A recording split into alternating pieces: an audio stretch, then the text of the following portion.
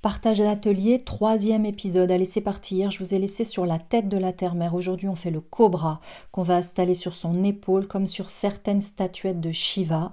On lui rajoute son corps. Et oui, c'est les colombins, comme quand on faisait de la pâte à modeler à la maternelle. Vous vous souvenez de ça? C'est hyper satisfaisant.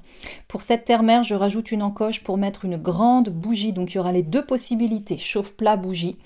Bien sûr, le cristal gardien qui est incorporé là. Et c'est parti pour l'esprit de l'eau. On rajoute des petits coquillages. Donc, on a bien l'esprit du feu, l'esprit de l'eau, le cristal. Et là, vous me voyez... c'est un travail minutieux, vous me voyez réaliser le monde sur son ventre, et oui. Donc voilà, ça donne ça, là j'ai terminé, je mets principalement l'Afrique. Ah oui, et donc là je voulais vous montrer, j'ai fait un tirage tarot, ben oui j'avais le tarot d'Oswald Wirth dans mon atelier qui traînait, et je me suis dit mais tiens, on va aller voir quel arcane sera le parrain, la marraine de cette terre-mère, et c'est l'arcane du monde qui est sorti. Alors c'est quand même pas banal, parce que le monde, c'est quand même l'archétype dans le tarot, c'est-à-dire que les terres-mères représentent le monde tout simplement.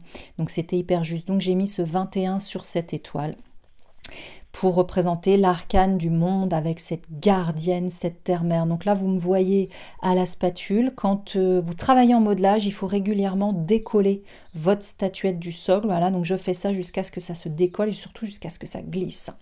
Voilà, et là c'est bon, ça glisse, donc je peux tout nettoyer. Là, elle est presque terminée, mais il reste une grosse étape, donc je me fais une petite pause et puis on y retourne. La grosse étape, c'est le voile. Le voile que je vais lui installer dans le dos, sur la tête. La symbolique du voile, de la papesse, de la Vierge Marie, de tout ce symbole de l'aube, etc.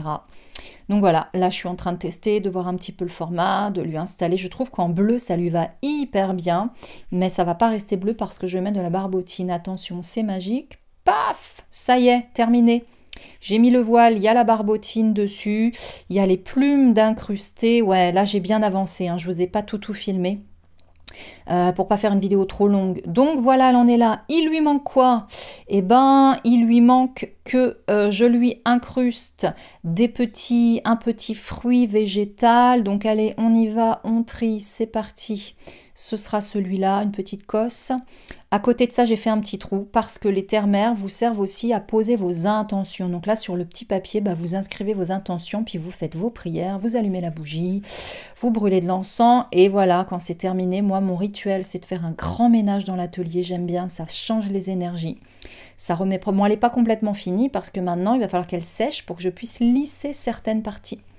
Donc c'est parti, toujours le petit thé pour célébrer. Si vous avez envie d'accueillir une terre-mère, d'adopter une terre-mère, vous me contactez, message privé sur mon site internet qui n'est pas super à jour. Voilà, ça sera vraiment avec plaisir. Toutes celles-là sont préparées pour le festival de cet été. Bon, il y a des petites choses encore à faire dessus.